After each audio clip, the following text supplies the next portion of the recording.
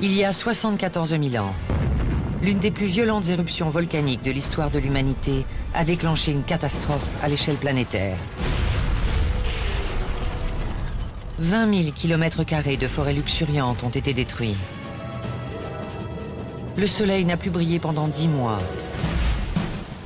Et les températures ont dramatiquement chuté. Au cours de ce sombre hiver volcanique, nos ancêtres, les premiers Homo sapiens, ont bien failli disparaître à jamais. Voici comment l'espèce humaine a frôlé l'extinction.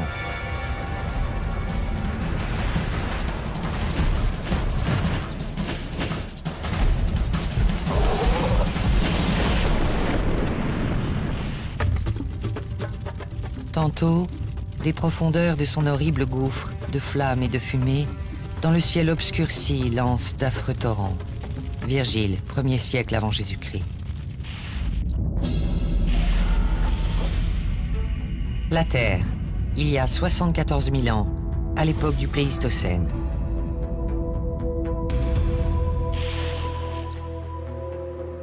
Contrairement aux apparences, ceci est l'ère glaciaire.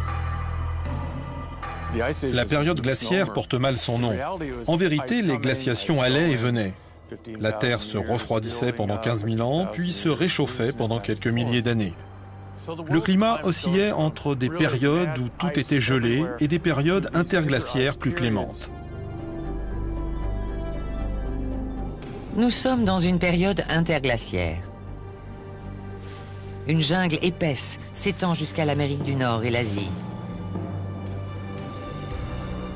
Même le désert du Sahara fleurit. Dans ce monde grouillant de vie, une espèce plus évoluée que les autres s'épanouit, l'homme. Le premier Homo sapiens, ou homme sage, est apparu en Afrique il y a environ 200 000 ans. Malgré des différences manifestes de culture et de structure sociale, il ressemble beaucoup à l'homme d'aujourd'hui. Revenons 74 000 ans en arrière, au temps de nos très lointains ancêtres. On ne partage pas leur langage, bien sûr, mais on a de nombreuses caractéristiques en commun. Au niveau du visage et de la morphologie, il n'y a pas une grande différence entre eux et nous. Grâce à son intelligence et à son aptitude à fabriquer des outils, l'Homo sapiens s'est imposé là où d'autres formes de vie avaient échoué. Depuis ses modestes débuts en Afrique il y a 200 000 ans, notre cousin de l'âge de pierre a rapidement conquis le globe.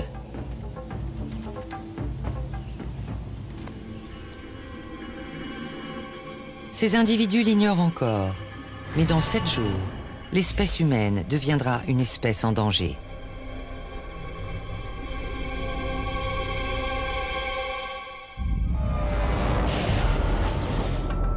Dans l'actuelle île indonésienne de Sumatra, une apocalypse volcanique se prépare sous la croûte terrestre.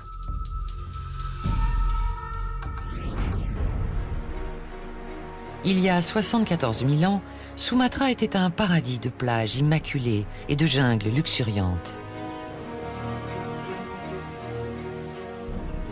Mais sous cette île d'apparence sereine, l'ennemi attend son heure, le supervolcan de Toba.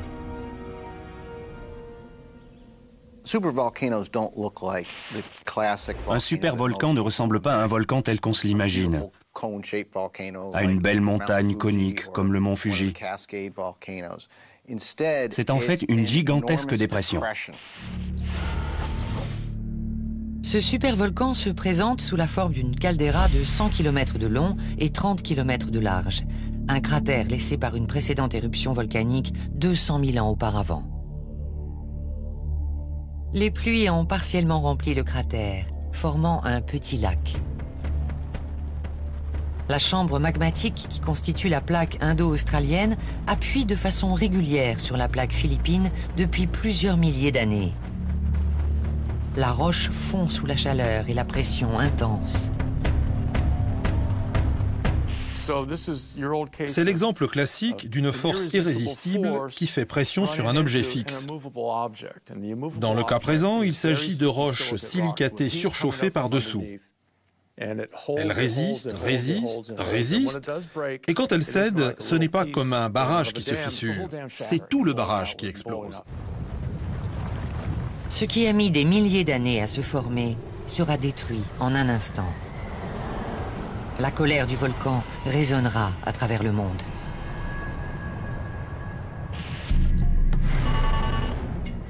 Trois jours avant l'éruption, la vie suit paisiblement son cours. À cette époque, Sumatra ainsi que la majeure partie de l'Asie du Sud accueillent une faune très variée. On croirait voir le monde animal d'aujourd'hui reflété dans un miroir déformant.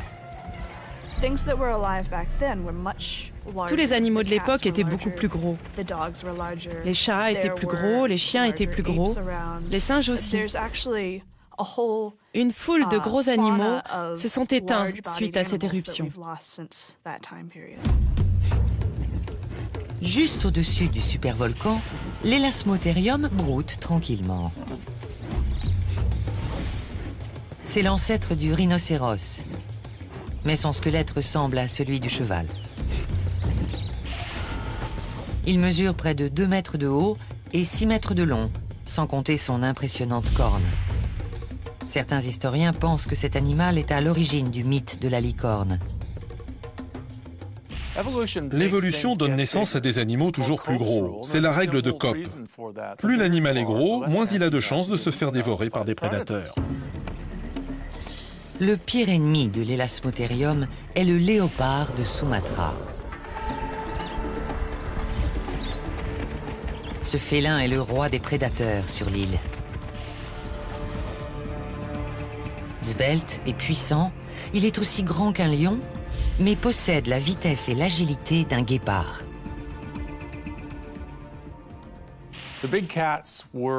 Les félins étaient à la mesure de leur proie. C'était une surenchère permanente. Plus la proie grossissait, plus il fallait de longues griffes et de grands crocs, plus il fallait sauter haut pour être en mesure de la tuer. Sans le savoir, ces Elasmotherium vont être aux premières loges pour assister à l'éruption.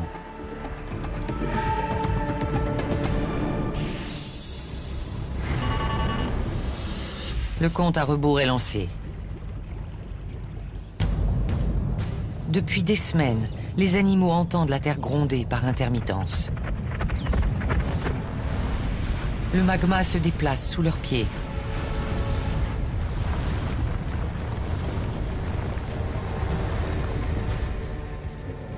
Toba déclenche d'abord un violent séisme qui ébranle la jungle.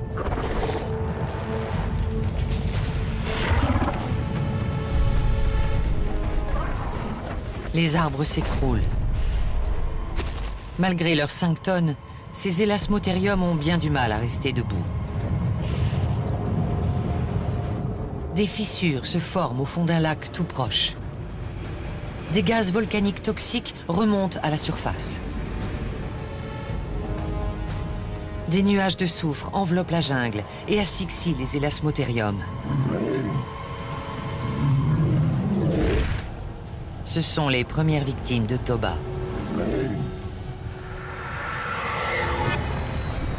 La gigantesque boule de magma a forcé la croûte terrestre jusqu'au point de rupture. L'une des pires éruptions volcaniques de l'histoire se produira dans quelques secondes. Pour nos lointains ancêtres, la fin du monde n'est peut-être plus très loin.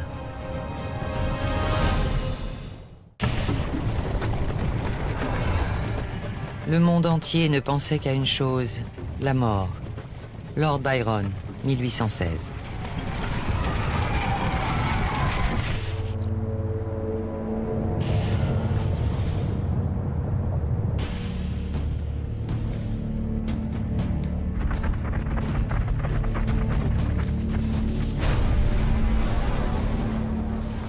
L'explosion du supervolcan de Toba monte des profondeurs. Le sol se craquelle. le toit s'enfonce sous le poids de la croûte terrestre et fait pression contre la gigantesque chambre magmatique, tel un piston géant.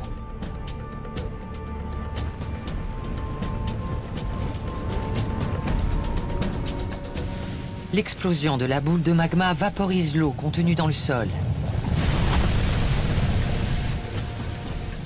Partout dans la jungle, des geysers fusent à l'unisson.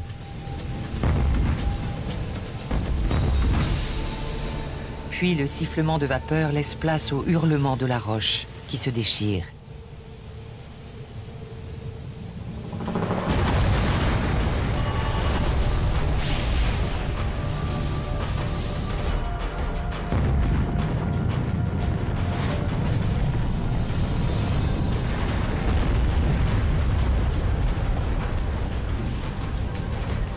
L'éruption est 3000 fois plus violente que la plus importante jamais enregistrée aux États-Unis, celle du Mont Sainte-Hélène en 1980. Toba est la plus grande éruption volcanique que la science a été en mesure d'identifier. C'est peut-être la plus grande éruption depuis des millions d'années, voire depuis toujours. On sait en tout cas qu'elle dépasse de loin toutes les autres depuis des centaines de milliers d'années. En un éclair, les animaux sont brûlés par milliers. Puis c'est le néant. L'éruption expulse de la roche en fusion des cendres et des gaz nocifs.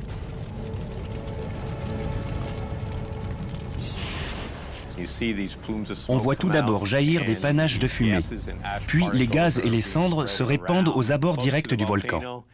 Et soudain, la pression est trop importante et tout explose. Tandis que la chambre magmatique s'effondre de l'intérieur, les frontières du volcan s'étirent et cèdent. C'est par ces petites failles que le magma s'infiltre. Les plus chanceux sont tués instantanément. Les autres voient la mort approcher, sous la forme d'un nuage géant qui avale tout sur son passage. Ces nuages de débris, appelés coulées pyroclastiques, ravagent tout ce qui leur fait obstacle.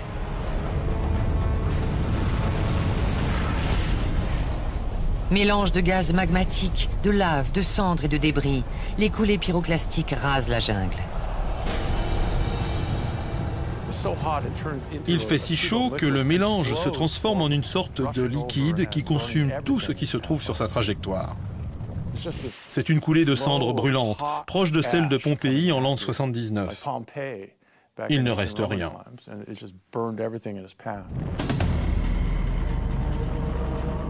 Ces coulées brûlantes, qui peuvent atteindre 800 degrés, avancent à plus de 100 km/h. Elles rattrapent l'élasmotérium et même le léopard de Sumatra.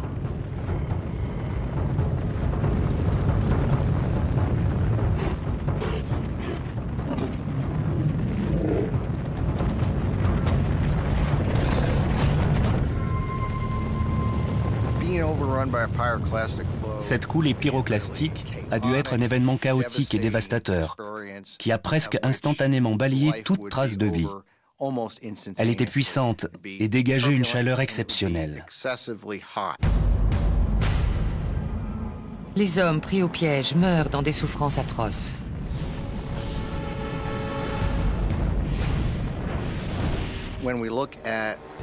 Quand on examine les restes d'êtres humains tués par une coulée pyroclastique, on constate que les liquides organiques se sont dissous et que les jointures du crâne ont disparu. C'est une attaque soudaine et dramatique pour le corps.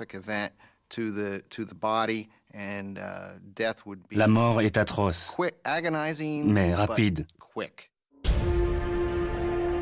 Les coulées engloutissent la majeure partie de l'île, jusqu'à 150 km de l'épicentre.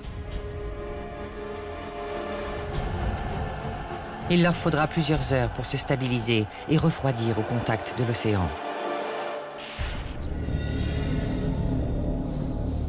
Malgré sa violence, l'éruption ne tue pas toute forme de vie sur l'île.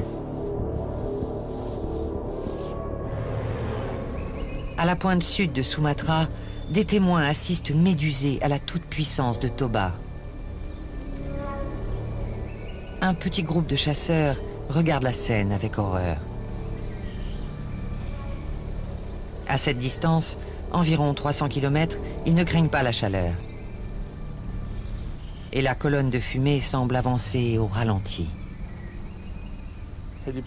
Ceux qui étaient là ont assisté à un spectacle d'une ampleur inégalée. D'un point de vue scientifique, on ne peut même pas déterminer la masse de lumière et d'énergie dégagée et décrire à quoi ressemblait l'éruption de loin. Ça devait être incroyable, assez proche d'une explosion nucléaire. Pendant plusieurs minutes, les cendres s'accumulent en silence, puis l'onde de choc retentit dans un vacarme assourdissant.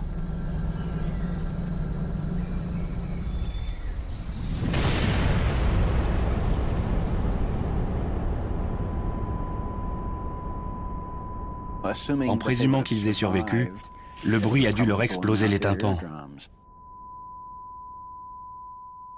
Les chasseurs se tordent de douleur.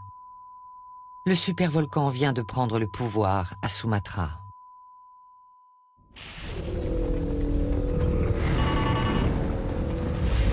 Les explosions se poursuivent pendant 2 heures, puis s'arrêtent. Mais la lave continue de jaillir du ventre de Toba.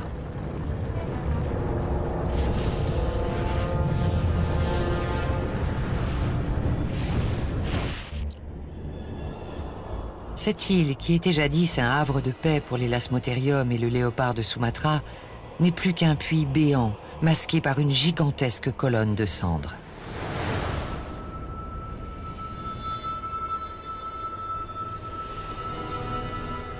« 800 km3 de cendres se dispersent dans l'atmosphère à plus de 8000 mètres d'altitude.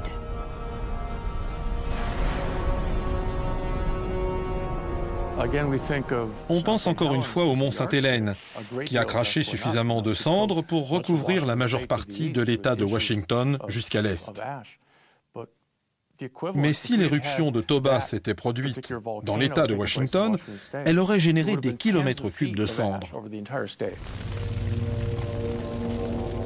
À elles seules, les cendres combleraient la totalité du Grand Canyon. Pourtant, aussi dévastatrice soit-elle, l'éruption n'est que le début de l'enfer que la Terre s'apprête à vivre.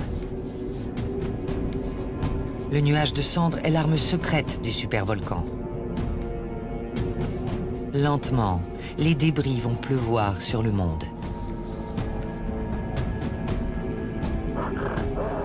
Et bientôt, toutes les créatures de la planète en pâtiront.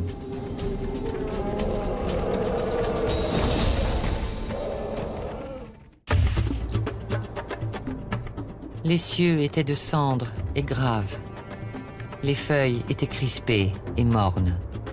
Edgar Allan Poe, 1847.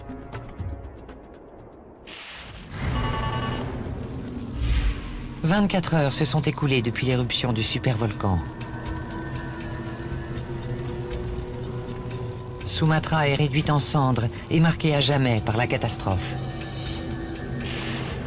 Les quelques hommes encore en vie se réfugient dans des cavernes, hébétés et rendus sourds par l'explosion.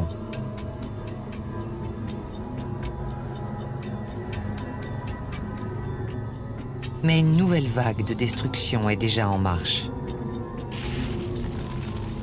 Les cendres pénètrent en masse dans l'atmosphère. Les animaux qui se trouvaient en Inde et en Asie du Sud-Est devaient avoir beaucoup de mal à respirer, à cause des cendres dont l'air était chargé.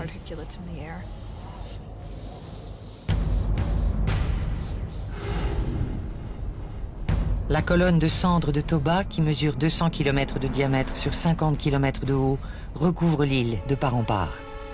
En comparaison, celle de l'éruption du mont Sainte-Hélène s'élevait à environ 18 km d'altitude.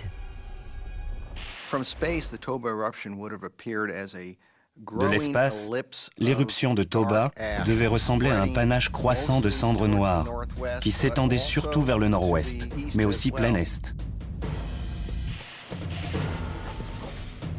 Elle a pu être vue de Java, à 650 km de là. De Birmanie, à 1300 km. Et de Malaisie, à plus de 1600 km. D'après les scientifiques, l'éruption se serait produite en été, en pleine mousson.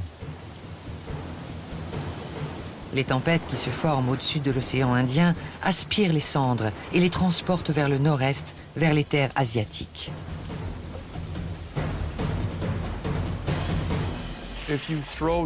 Si on jette des cendres dans la région de Sumatra, elles sont nécessairement emportées par le vent. Le grand panache qui a suivi l'explosion est monté très haut dans la stratosphère et le volume de poussière déplacée est tout simplement inimaginable. 2 jours après l'éruption, une pluie de cendres s'abat sur un paysage jadis luxuriant dans l'actuel Vietnam. C'est sur ces terres que vit le plus grand singe que le monde ait jamais connu, le Gigantopithèque.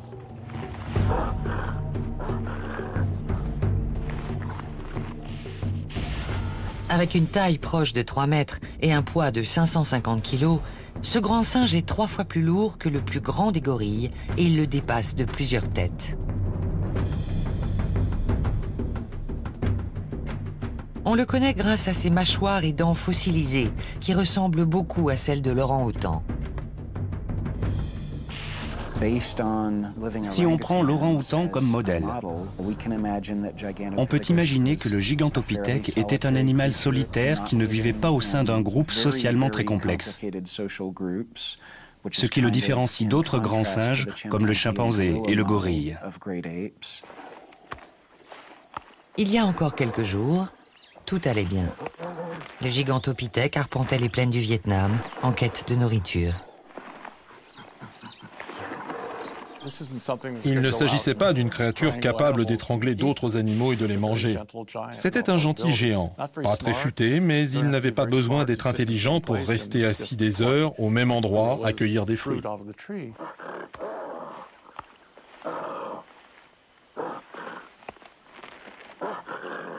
Le Gigantopithèque est le plus grand singe que le monde ait connu. Il pesait jusqu'à 550 kilos. Pourtant, les scientifiques sont convaincus que ce géant se nourrissait exclusivement de plantes et de fruits. Mais comment peuvent-ils être sûrs que le Gigantopithèque était un herbivore? La réponse se trouve dans les restes fossilisés de certains spécimens.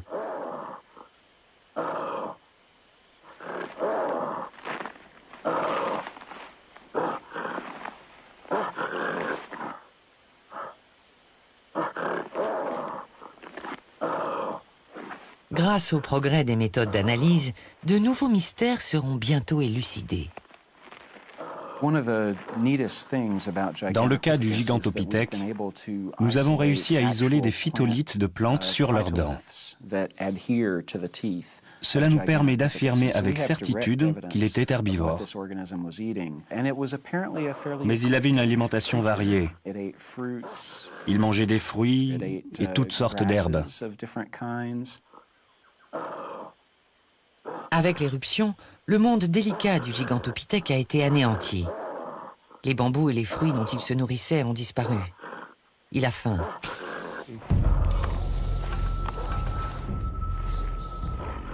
Pire encore, son principal prédateur, le puma, est lui aussi affamé.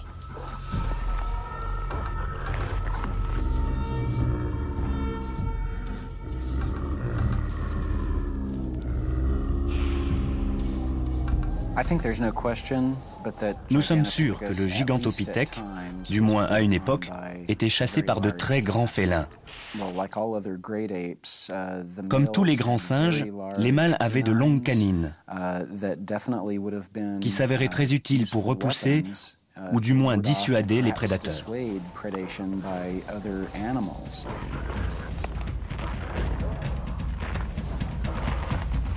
Il faut défendre les petits à tout prix. Les mâles les plus forts ferment la marche pour chasser les prédateurs. Mais poussés par le désespoir, les pumas décident de tenter leur chance.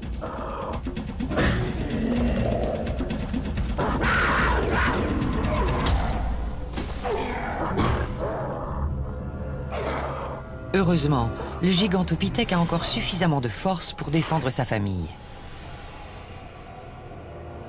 Mais aucun animal, quelle que soit sa taille, ne peut se défendre contre Toba.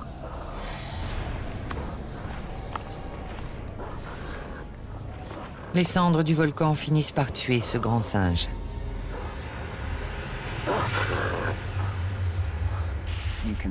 On peut mourir asphyxié par des cendres volcaniques. Il y a un site dans le Nebraska qui remonte au Miocène où un grand nombre de chevaux, de rhinocéros et d'animaux préhistoriques ont été ensevelis sous une couche de cendres identique.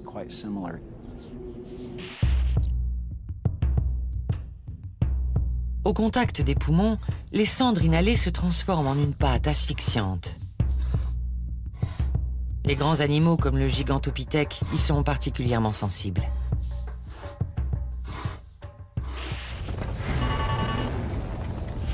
Quatre jours après l'éruption de Toba, le volcan poursuit sa destruction. Une quantité phénoménale de débris a été expulsée dans l'air.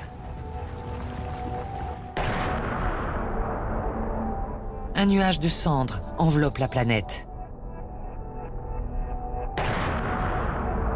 Encore aujourd'hui, on retrouve une fine couche de cendres emprisonnée dans les sédiments.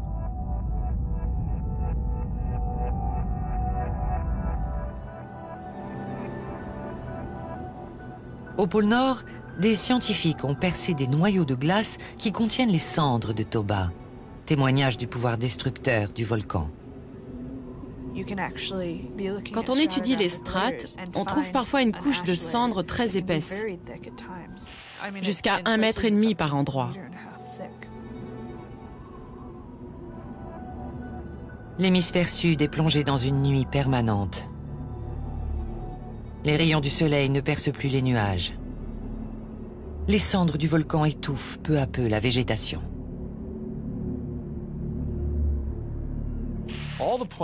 Toutes les plantes des forêts tropicales sont recouvertes d'un manteau gris. La photosynthèse est stoppée et elles meurent. Mais les hommes sont pleins de ressources et trouvent toujours un moyen de se nourrir. Ils ont un avantage de taille, celui de digérer aussi bien la viande que la matière végétale. Lorsque l'une vient à manquer, les communautés éparpillées d'Homo sapiens se nourrissent de l'autre. Les Homo sapiens, confrontés à ce phénomène de goulot d'étranglement, avaient plusieurs possibilités. Changer d'alimentation ou migrer.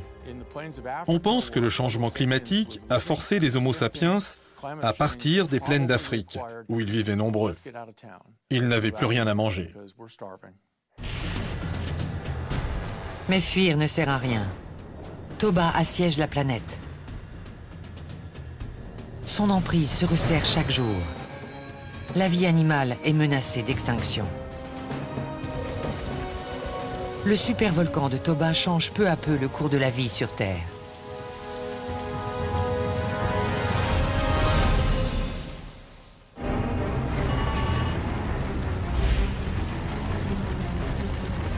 L'éruption volcanique fait maintenant rage depuis 7 jours. L'île de Sumatra désormais décimée, les ravages de Toba s'étendent à des milliers de kilomètres au nord-ouest. Une éruption volcanique, si elle est assez importante, peut avoir un effet dramatique sur l'ensemble de la planète, car les substances qu'elle dégage gagnent la stratosphère, ce qui perturbe le climat. Et s'il ne pleut pas, elles peuvent y rester des années. À 3200 km de là, dans l'actuelle Inde, l'accumulation de cendres atteint la population de Stégodon.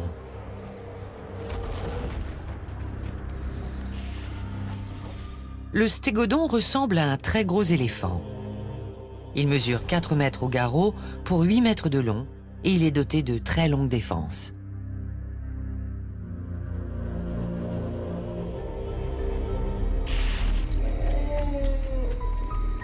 Sa taille n'a d'égal que son appétit. En des temps plus cléments, il arpentait les terres du nord au sud à longueur de journée, toujours en quête de nourriture. Aujourd'hui, son alimentation quotidienne est recouverte d'une couche de cendres. Les stégodons ont été contraints d'ingérer d'énormes quantités de cendres pour se nourrir. Leur flore intestinale a été fragilisée, ils sont tombés malades ou sont morts empoisonnés. Quelques jours sans nourriture suffisent à tuer ces bêtes géantes. Et les carnivores opportunistes sont les premiers à profiter de leur faiblesse.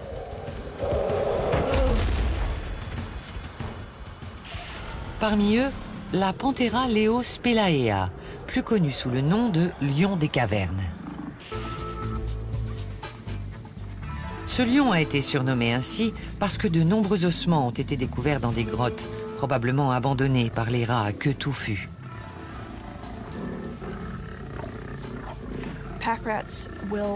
Les rats à queue touffue ramassaient tout et n'importe quoi, y compris les os, et ils les traînaient jusque dans leurs grottes. On a découvert énormément d'ossements accumulés dans des grottes à cause de ces rats. On ignore si le lion des cavernes vivait véritablement dans des grottes. Mais c'était l'un des plus grands prédateurs de l'âge de pierre.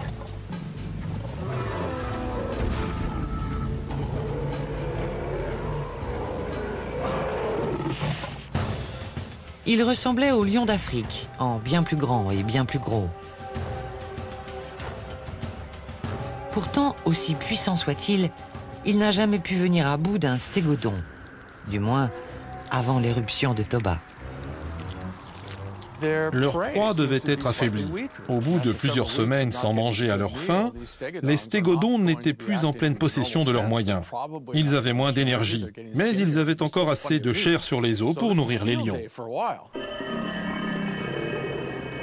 Pour le lion des cavernes, ce monde meurtri est une terre d'abondance. Mais la mousson dépose plus de cendres en Inde que n'importe où dans le monde. En seulement quelques jours, l'habitat du lion des cavernes est recouvert d'un épais tapis de résidus volcaniques. Certaines régions du pays sont ensevelies sous 3 mètres d'épaisseur.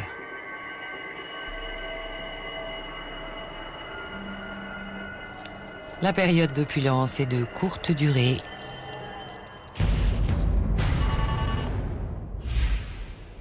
Deux semaines après l'éruption volcanique. Les averses saisonnières s'ajoutent au déluge qui s'abat en Asie du Sud-Est. L'eau est polluée par de nombreux éléments toxiques présents dans l'air.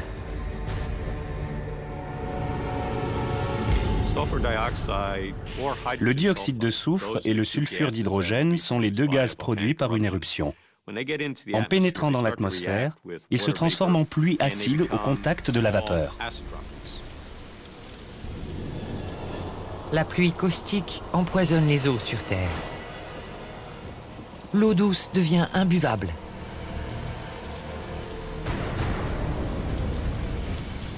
Les rares stégodons encore en vie, déjà affamés, mourront bientôt de soif.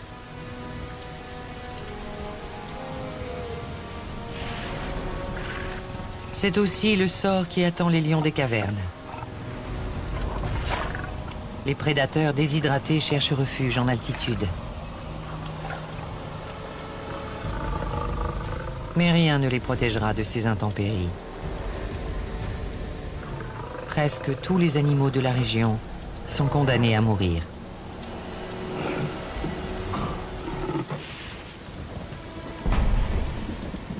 Les scientifiques sont en mesure d'affirmer qu'en Asie du Sud-Est, des communautés humaines isolées ont été entièrement décimées. Je suis convaincu que des populations locales sont mortes, que des caractéristiques génétiques de notre espèce, qui auraient pu nous enrichir ou nous changer, ont disparu à tout jamais. Après plusieurs semaines à cracher de la lave et des cendres, Toba se calme enfin. Mais la trêve est de courte durée, car Toba a amorcé une spirale infernale. Ce qui a commencé par le feu se terminera par la glace.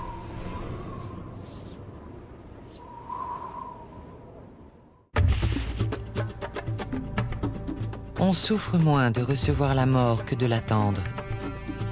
Ovide, 1er siècle avant Jésus-Christ.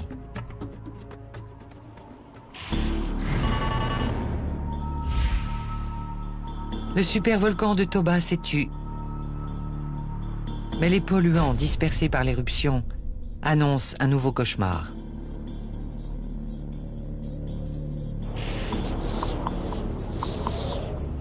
Le climat change. Depuis 1 800 000 ans, la planète oscille entre des glaciations et des périodes relativement chaudes, appelées périodes interglaciaires.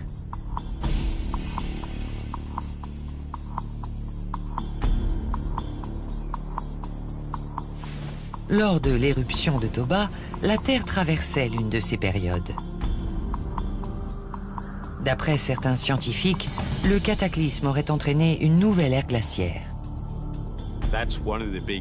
C'est l'une des conséquences directes des éruptions volcaniques.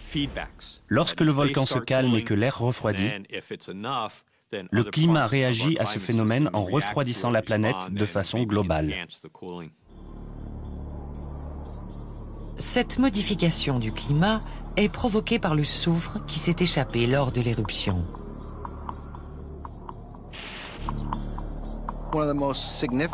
L'un des gaz les plus susceptibles d'influencer le climat est le dioxyde de soufre. S'il gagne la stratosphère, il peut y rester pendant de longues périodes. Et par là, j'entends plusieurs années. Lorsque le dioxyde de soufre pénètre dans la stratosphère, il se transforme en particules de sulfate qui renvoient l'énergie solaire dans l'espace. Privée de ce rayonnement vital, la Terre connaît un gigantesque refroidissement, un effet boomerang aux conséquences dramatiques. Lors de son réveil en 1815, le volcan Tambora en Indonésie a entraîné un phénomène appelé l'année sans été. Les récoltes ont été détruites et la famine s'est installée. D'après certains scientifiques, une éruption 50 fois plus importante que celle du Tambora a probablement eu des conséquences similaires à l'échelle mondiale. L'éruption a dû plonger la Terre dans un hiver qui a duré plusieurs années. Les plantes et les animaux se sont fait plus rares. Les hommes avaient moins de gibier et ont fini par mourir de faim. 5 années se sont écoulées. Le soleil ne parvient toujours pas à percer à travers le nuage épais et ne réchauffe plus la surface de la Terre. Les températures chutent de plusieurs degrés. Les conséquences sont dramatiques pour nos ancêtres. Ils n'ont jamais connu de température aussi basse.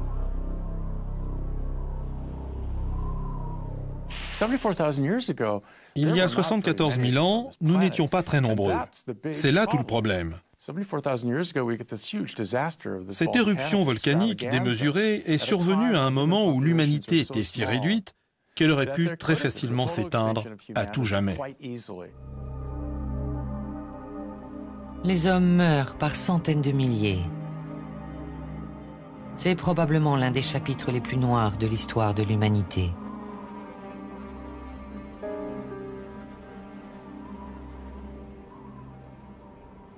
Grâce à une série d'analyses ADN, les scientifiques pensent que la population a été réduite à quelques 20 000 individus.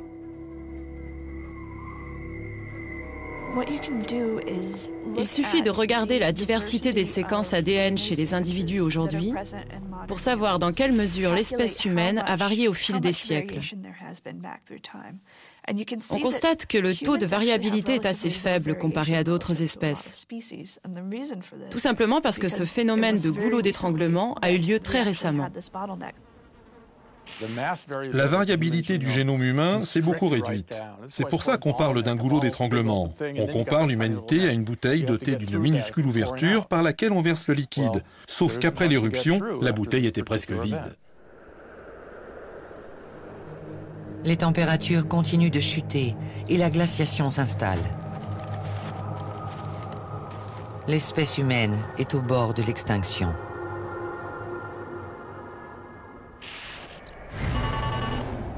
10 ans après l'éruption de Toba, les cendres et les polluants se dissipent enfin. La planète entame sa lente guérison.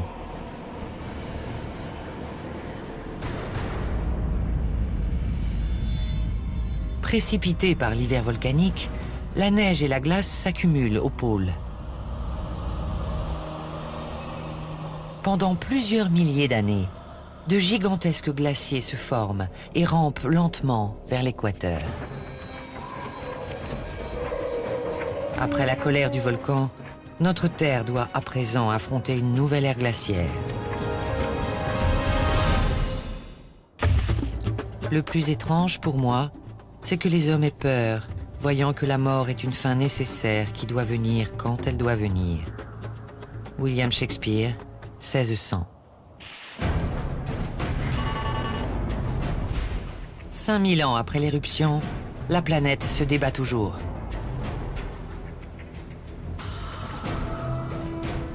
Les glaciers recouvrent la majeure partie du globe. En Amérique du Nord, le bord de la calotte glaciaire du Wisconsin couvre en grande partie l'actuelle ville de Chicago.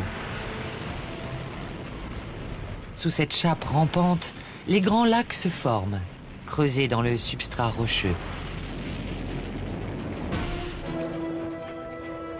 La glaciation a donné naissance à de nouvelles espèces, comme le mammouth. Il est protégé du froid par une fourrure dense et une épaisse couche de graisse. Le mammouth se sert de ses longues défenses pour creuser dans la glace et la neige et déterrer les maigres herbes qui tapissent la toundra. Pour cette créature qui a besoin de 200 kilos d'aliments par jour pour survivre, la quête de nourriture est sans fin. Un animal aussi gros qui ne mange que de l'herbe doit se nourrir presque en permanence quand il est actif. La compétition est féroce, pour la nourriture comme pour les femelles. Seuls les mâles les plus forts transmettront leurs gènes à la nouvelle génération.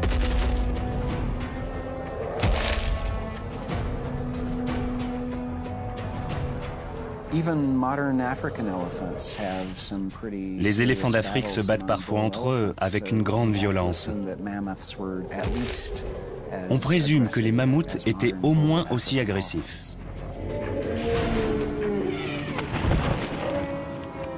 Le mammouth est conçu pour survivre, lourdement armé contre le froid, la faim et la compétition à l'intérieur de son clan.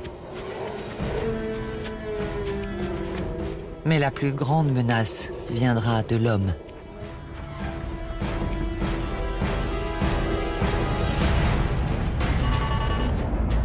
« 60 000 ans ont passé depuis la catastrophe. L'éruption du volcan a conduit l'homme au bord de l'extinction, mais son intelligence et son ingéniosité l'ont sauvé d'une mort certaine.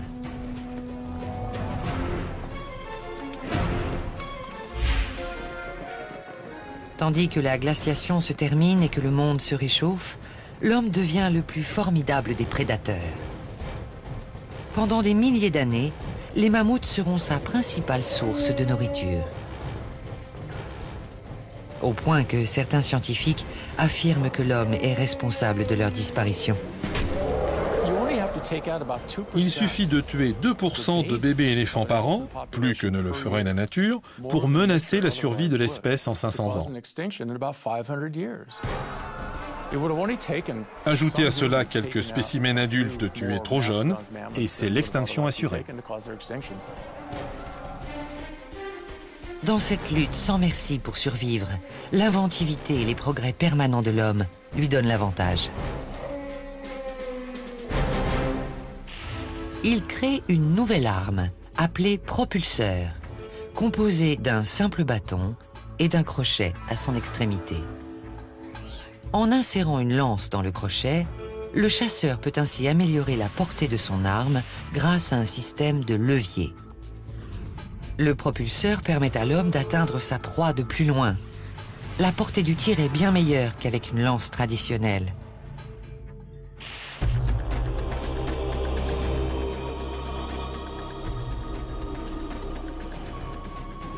Plus la vie devient difficile, et plus l'homme invente de nouveaux moyens de subsister.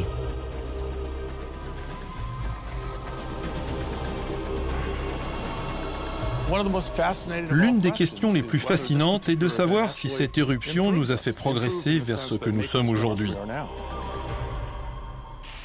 On rapproche souvent l'évolution de la vie, mais c'est la mort qui alimente le processus d'évolution. Car ce sont les gènes hérités de la survie d'un petit nombre de spécimens qui permettent à l'espèce d'avancer. Malheureusement, Toba a fait disparaître à jamais beaucoup de grands mammifères, tels que le gigantopithèque, le lion des cavernes et l'élasmotherium. Mais à l'échelle d'une extinction de masse, Toba n'est qu'une goutte d'eau dans l'océan. Les pluies tropicales ont transformé la caldeira du volcan en un lac qui existe encore aujourd'hui. Il ne reste plus aucune trace du terrible cataclysme qui a changé à jamais la face du monde. Et pourtant, il guette. Sous la croûte terrestre, le magma continue de bouillir. Un événement volcanique identique à l'éruption de Toba peut survenir n'importe quand et menacer à nouveau la survie de l'espèce. D'après une partie de la communauté scientifique, nous serions moins bien préparés que nos ancêtres à surmonter une telle crise écologique. Il y a 74 000 ans, les premiers hominidés savaient tout faire. C'était le seul moyen de survivre dans ce type d'environnement. Aujourd'hui, nous sommes tous spécialisés. Nous ne savons pas tout faire, à l'exception d'une petite minorité. C'est pourquoi, à bien des égards, nous sommes culturellement moins préparés que nos ancêtres à une catastrophe naturelle aussi violente. L'éruption de Toba a bien failli détruire l'espèce humaine. Si un jour un supervolcan se réveille, les conséquences pourraient être dramatiques. Une seule chose est sûre, l'humanité sera à nouveau mise à l'épreuve.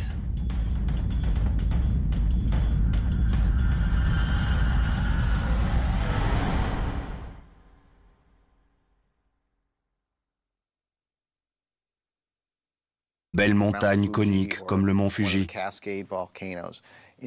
C'est en fait une gigantesque dépression. Ce supervolcan se présente sous la forme d'une caldeira de 100 km de long et 30 km de large, un cratère laissé par une précédente éruption volcanique 200 000 ans auparavant. Les pluies ont partiellement rempli le cratère, formant un petit lac. La chambre magmatique qui constitue la plaque indo-australienne appuie de façon régulière sur la plaque philippine depuis plusieurs milliers d'années. La roche fond sous la chaleur et la pression intense. C'est l'exemple classique d'une force irrésistible qui fait pression sur un objet fixe. Dans le cas présent, il s'agit de roches silicatées surchauffées par-dessous. Elle résiste, résiste, résiste, et quand elle cède, ce n'est pas comme un barrage qui se fissure, c'est tout le barrage qui explose. Ce qui a mis des milliers d'années à se former sera détruit en un instant. La colère du volcan résonnera à travers le monde.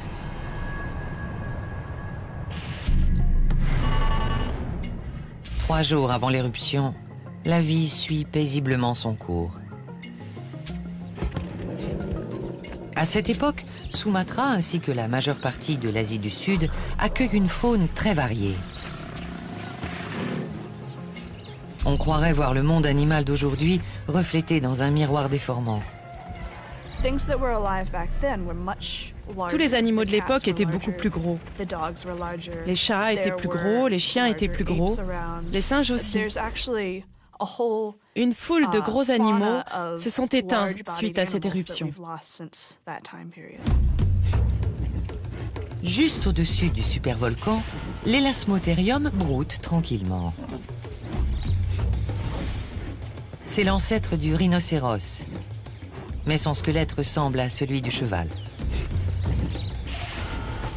Il mesure près de 2 mètres de haut et 6 mètres de long, sans compter son impressionnante corne. Certains historiens pensent que cet animal est à l'origine du mythe de la licorne. L'évolution donne naissance à des animaux toujours plus gros. C'est la règle de Cope. Plus l'animal est gros, moins il a de chances de se faire dévorer par des prédateurs. Le pire ennemi de l'Elasmotherium est le léopard de Sumatra. Ce félin est le roi des prédateurs sur l'île. Svelte et puissant, il est aussi grand qu'un lion, mais possède la vitesse et l'agilité.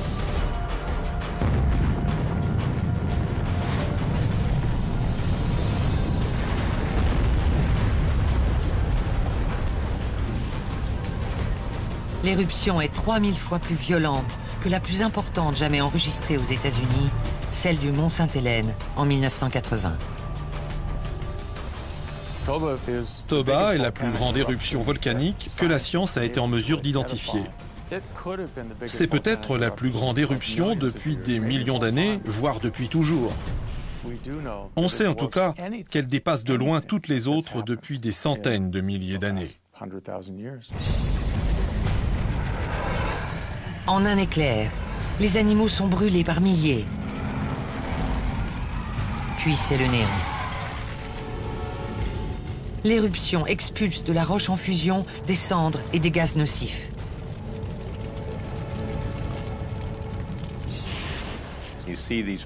On voit tout d'abord jaillir des panaches de fumée.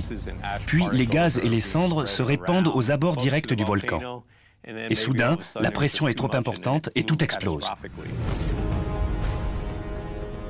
Tandis que la chambre magmatique s'effondre de l'intérieur, les frontières du volcan s'étirent et cèdent. C'est par ces petites failles que le magma s'infiltre. Les plus chanceux sont tués instantanément. Les autres voient la mort approcher, sous la forme d'un nuage géant qui avale tout sur son passage.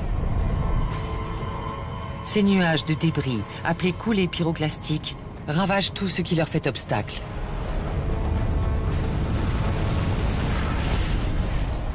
Mélange de gaz magmatique, de lave, de cendres et de débris, les coulées pyroclastiques rasent la jungle. Il fait si chaud que le mélange se transforme en une sorte de liquide qui consume tout ce qui se trouve sur sa trajectoire. C'est une coulée de cendres brûlantes, proche de celle de Pompéi en l'an 79. Il ne reste rien.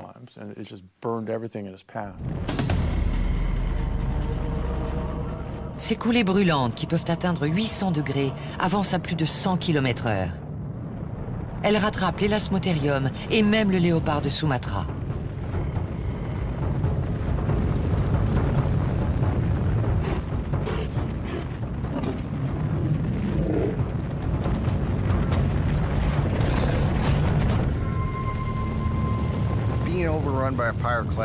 Cette coulée pyroclastique a dû être un événement chaotique et dévastateur, qui a presque instantanément balayé toute trace de vie. Elle était puissante et dégageait. Les plus chanceux sont tués instantanément.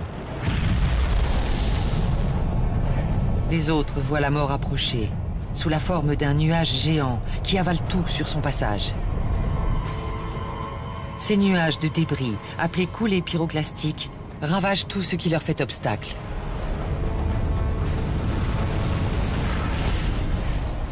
Mélange de gaz magmatique, de lave, de cendres et de débris, les coulées pyroclastiques rasent la jungle. Il fait si chaud que le mélange se transforme en une sorte de liquide qui consume tout ce qui se trouve sur sa trajectoire. C'est une coulée de cendres brûlantes, proche de celle de Pompéi en l'an 79. Il ne reste rien.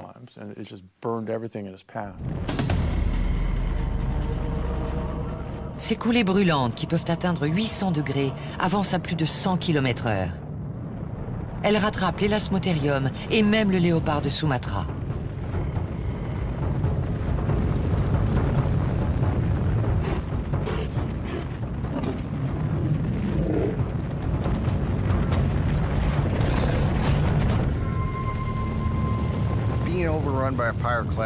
Cette coulée pyroclastique a dû être un événement chaotique et dévastateur qui a presque instantanément balayé toute trace de vie.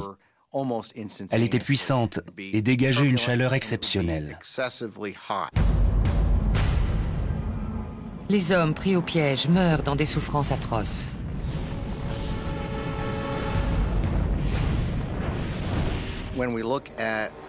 Quand on examine les restes d'êtres humains tués par une coulée pyroclastique, on constate que les liquides organiques se sont dissous et que les jointures du crâne ont disparu. C'est une attaque soudaine et dramatique pour le corps. La mort est atroce, mais rapide. Les coulées engloutissent la majeure partie de l'île, jusqu'à 150 km de l'épicentre. Il leur faudra plusieurs heures pour se stabiliser et refroidir au contact de l'océan. Malgré sa violence, l'éruption ne tue pas toute forme de vie sur l'île. À la pointe sud de Sumatra, des témoins assistent médusés à la toute-puissance de Toba. Un petit groupe de chasseurs regarde la scène avec horreur. À cette distance, environ 300 km, ils ne craignent pas la chaleur. Et la colonne fissure se forme au fond d'un lac tout proche. Des gaz volcaniques toxiques remontent à la surface. Des nuages de soufre enveloppent la jungle et asphyxient les élasmotériums. Ce sont les premières victimes de Toba.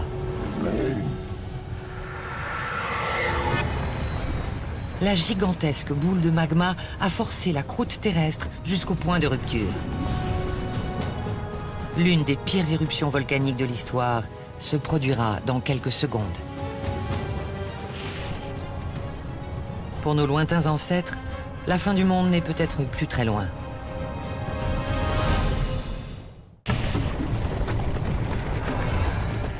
Le monde entier ne pensait qu'à une chose, la mort. Lord Byron, 1816.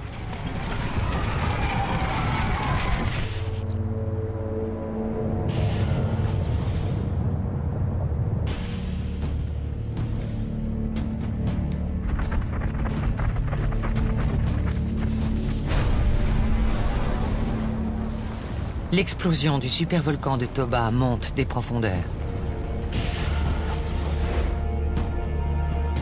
Le sol se craquelle. Le toit s'enfonce sous le poids de la croûte terrestre et fait pression contre la gigantesque chambre magmatique, tel un piston géant.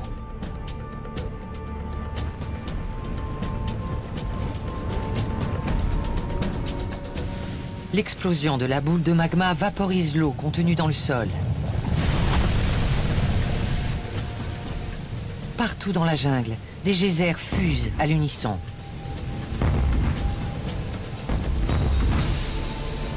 Puis le sifflement de vapeur laisse place au hurlement de la roche qui se déchire.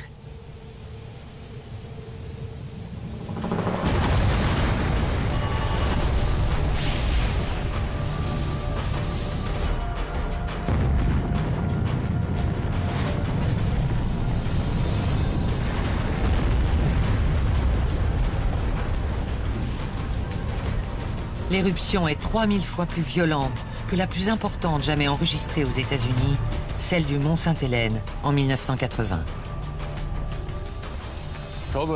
Toba est la plus grande éruption volcanique que la science a été en mesure d'identifier. C'est peut-être la plus grande éruption depuis des millions d'années, voire depuis toujours. On sait en tout cas qu'elle dépasse de loin toutes les autres depuis des centaines de milliers d'années. En un éclair, les animaux sont brûlés par milliers. Mais rapide. Les coulées engloutissent la majeure partie de l'île, jusqu'à 150 km de l'épicentre. Il leur faudra plusieurs heures pour se stabiliser et refroidir au contact de l'océan. Malgré sa violence, l'éruption ne tue pas toute forme de vie sur l'île. À la pointe sud de Sumatra, des témoins assistent médusés à la toute-puissance de Toba. Un petit groupe de chasseurs regarde la scène avec horreur. À cette distance, environ 300 km, ils ne craignent pas la chaleur.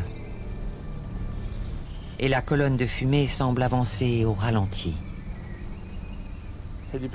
Ceux qui étaient là ont assisté à un spectacle d'une ampleur inégalée.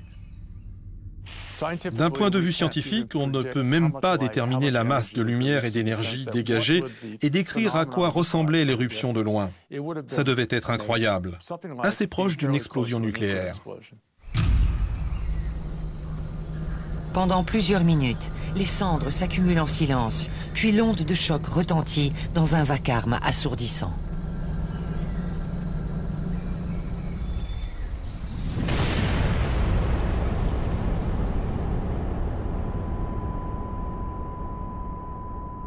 En présumant qu'ils aient survécu, le bruit a dû leur exploser les tympans. Les chasseurs se tordent de douleur. Le supervolcan vient de prendre le pouvoir à Sumatra.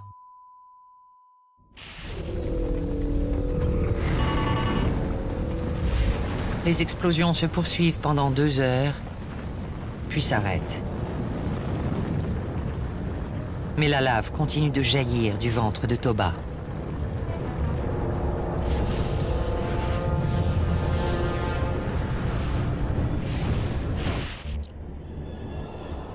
Cette île, qui était jadis un havre de paix pour les lasmothériums et le léopard de Sumatra, n'est plus qu'un puits béant, masqué par une gigantesque colonne de cendres.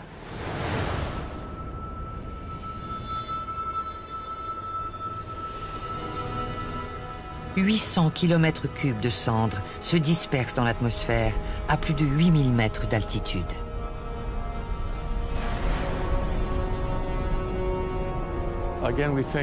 On pense encore une fois au mont Sainte-Hélène, qui a craché suffisamment de cendres pour recouvrir la majeure partie de l'État de Washington jusqu'à l'est. Mais si l'éruption de Toba s'était produite dans l'État de Washington, Au cauchemar.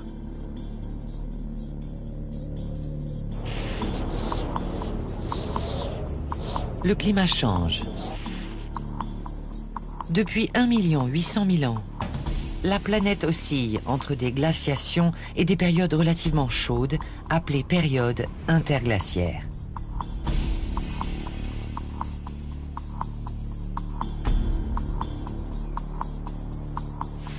Lors de l'éruption de Toba, la Terre traversait l'une de ces périodes. D'après certains scientifiques, le cataclysme aurait entraîné une nouvelle ère glaciaire. C'est l'une des conséquences directes des éruptions volcaniques. Lorsque le volcan se calme et que l'air refroidit, le climat réagit à ce phénomène en refroidissant la planète de façon globale. Cette modification du climat est provoquée par le soufre qui s'est échappé lors de l'éruption.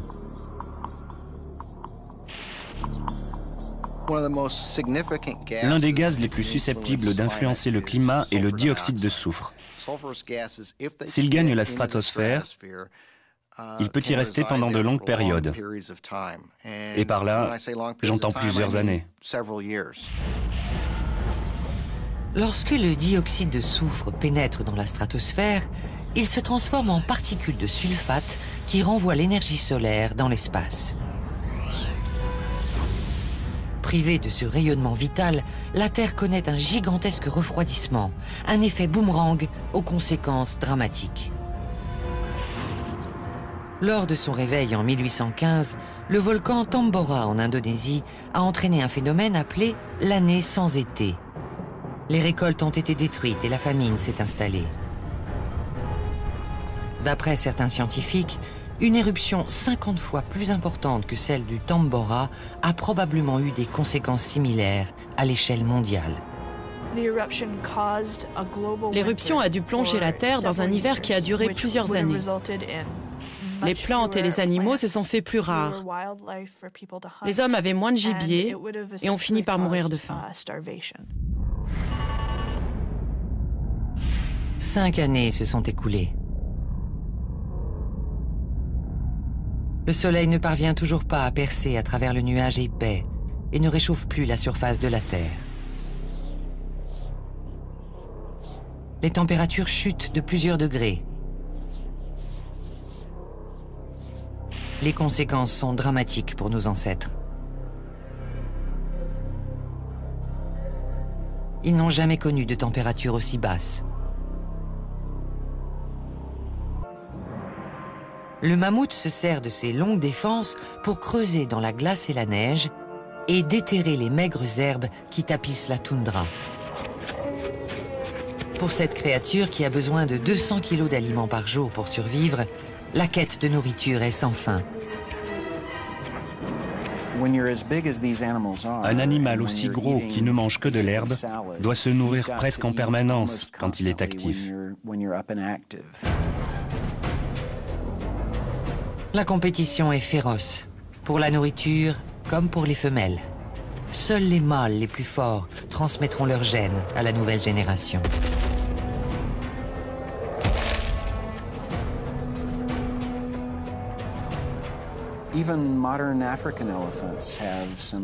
Les éléphants d'Afrique se battent parfois entre eux avec une grande violence. On présume que les mammouths étaient au moins aussi agressifs. Le mammouth est conçu pour survivre, lourdement armé contre le froid, la faim et la compétition à l'intérieur de son clan. Mais la plus grande menace viendra de l'homme.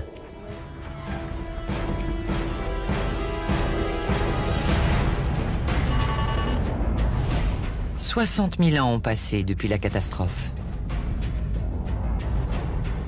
L'éruption du volcan a conduit l'homme au bord de l'extinction, mais son intelligence et son ingéniosité l'ont sauvé d'une mort certaine.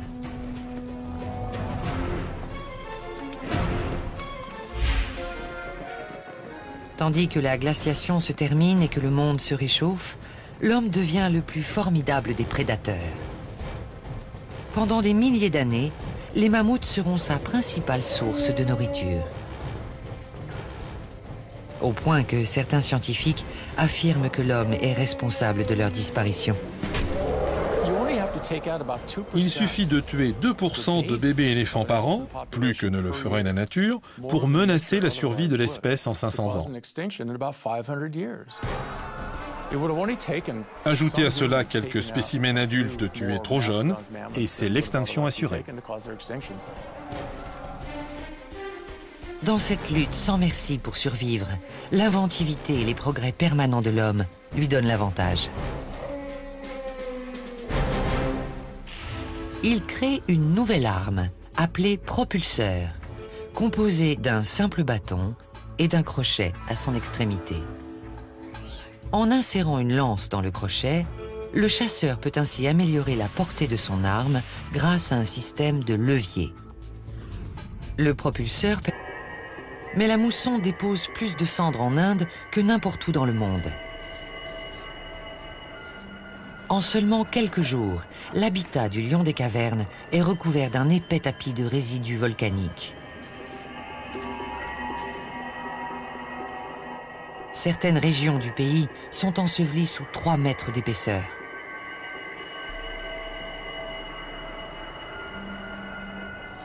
La période d'opulence est de courte durée.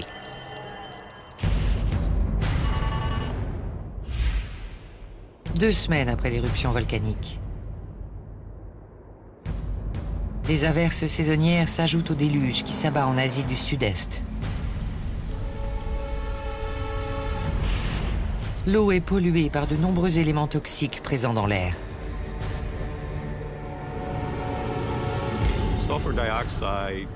Le dioxyde de soufre et le sulfure d'hydrogène sont les 2 gaz produits par une éruption.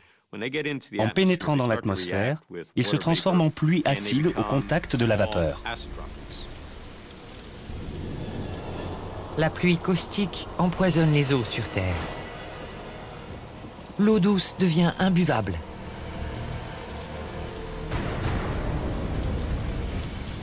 Les rares stégodons encore en vie, déjà affamés, mourront bientôt de soif.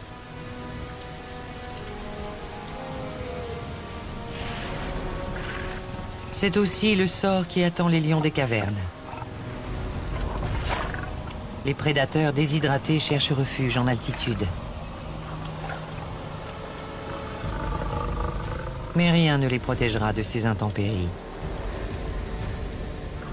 Presque tous les animaux de la région sont condamnés à mourir.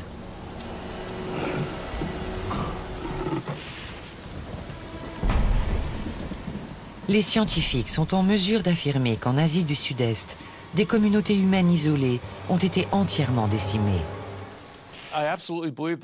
Je suis convaincu que des populations locales sont mortes, que des caractéristiques génétiques de notre espèce, qui auraient pu nous enrichir ou nous changer, ont disparu à tout jamais. Après plusieurs semaines à cracher de la lave et des cendres, Toba se calme enfin.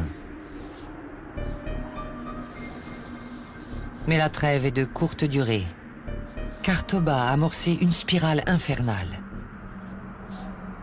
Ce qui a commencé par le feu se terminera par la glace.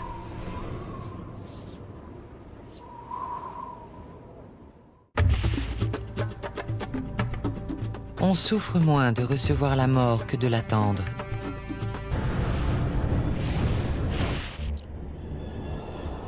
Cette île, qui était jadis un havre de paix pour les lasmothériums et le léopard de Sumatra, n'est plus qu'un puits béant, masqué par une gigantesque colonne de cendres.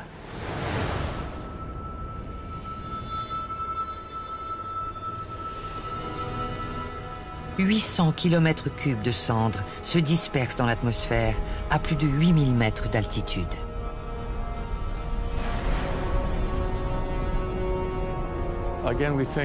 On pense encore une fois au mont Sainte-Hélène, qui a craché suffisamment de cendres pour recouvrir la majeure partie de l'État de Washington jusqu'à l'est. Mais si l'éruption de Toba s'était produite dans l'État de Washington, elle aurait généré des kilomètres cubes de cendres. À elles seules, les cendres combleraient la totalité du Grand Canyon. Pourtant, aussi dévastatrice soit-elle, l'éruption n'est que le début de l'enfer que la Terre s'apprête à vivre. Le nuage de cendres est l'arme secrète du supervolcan. Lentement, les débris vont pleuvoir sur le monde. Et bientôt, toutes les créatures de la planète en pâtiront.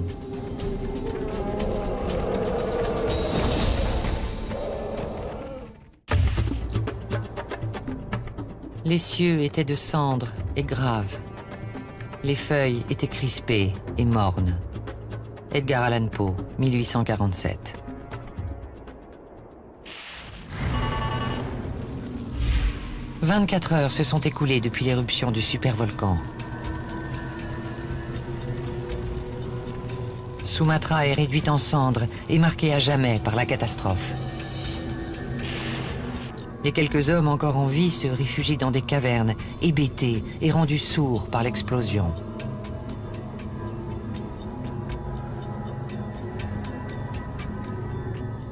Mais une nouvelle vague de destruction est déjà en marche. Les cendres pénètrent en masse dans l'atmosphère. Les animaux qui se trouvaient en Inde et en Asie du Sud-Est devaient avoir beaucoup de mal à respirer, à cause des cendres dont l'air était chargé.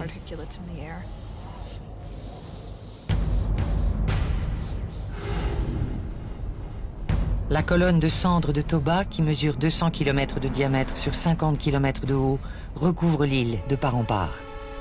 En comparaison, celle de l'éruption du mont Sainte-Hélène s'élevait à environ 18 km d'altitude. Paysage jadis luxuriant dans l'actuel Vietnam. C'est sur ces terres que vit le plus grand singe que le monde ait jamais connu, le Gigantopithèque.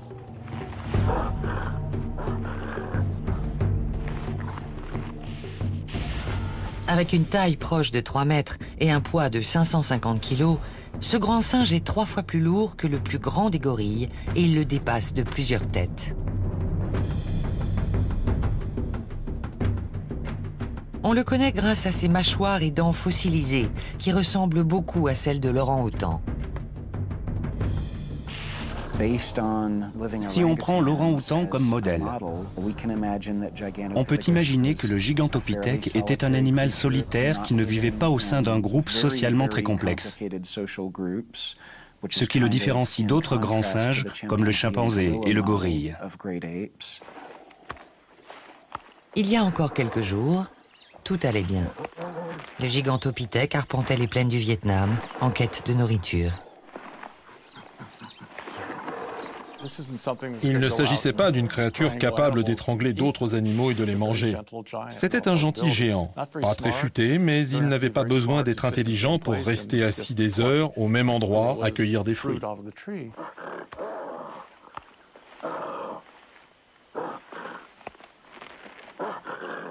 Le Gigantopithèque est le plus grand singe que le monde ait connu. Il pesait jusqu'à 550 kilos. Pourtant, les scientifiques sont convaincus que ce géant se nourrissait exclusivement de plantes et de fruits. Mais comment peuvent-ils être sûrs que le Gigantopithèque était un herbivore? La réponse se trouve dans les restes fossilisés de certains spécimens.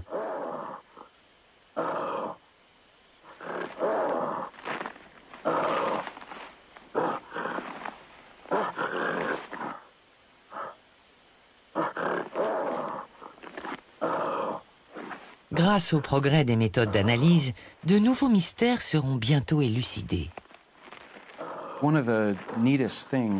Dans le cas du Gigantopithèque, nous avons réussi à isoler des phytolithes de plantes sur leurs dents. Cela nous permet d'affirmer avec certitude qu'il était herbivore. Mais il avait une alimentation variée. Il mangeait des fruits et toutes sortes d'herbes. Avec l'éruption, le monde délicat du Gigantopithèque a été anéanti. Les bambous et les fruits dont il se nourrissait ont disparu.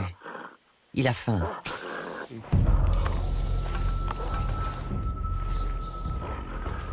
Mais comment peuvent-ils être sûrs que le Gigantopithèque était un herbivore? La réponse se trouve dans les restes fossilisés de certains spécimens.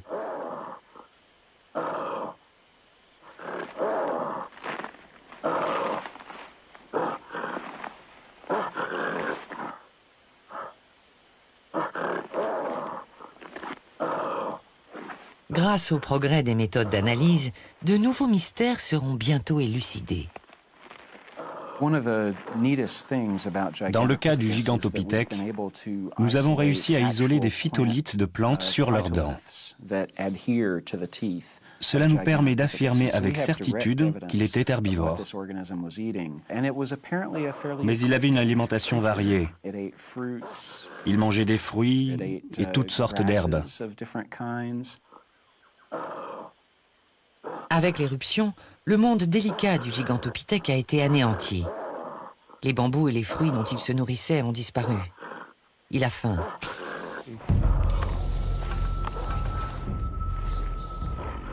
Pire encore, son principal prédateur, le puma, est lui aussi affamé.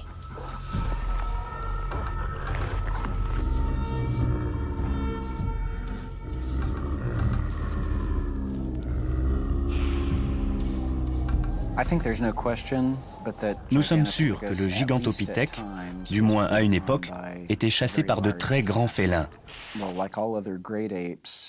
Comme tous les grands singes, les mâles avaient de longues canines qui s'avéraient très utiles pour repousser ou du moins dissuader les prédateurs.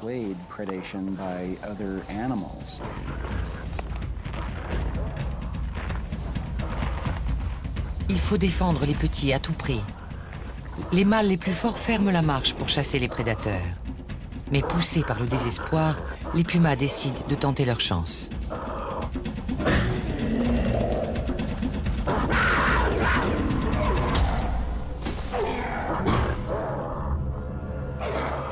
Heureusement, le gigantopithèque a encore suffisamment de force pour défendre sa famille.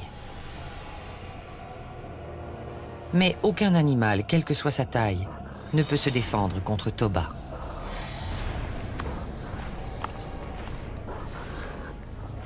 Les cendres du volcan finissent par tuer ce grand singe.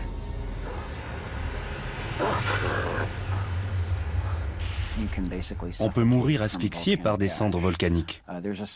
Il y a un site dans le Nebraska qui remonte au Miocène, où un grand nombre de chevaux, de rhinocéros et d'animaux préhistoriques ont été ensevelis sous une couche de cendres identiques.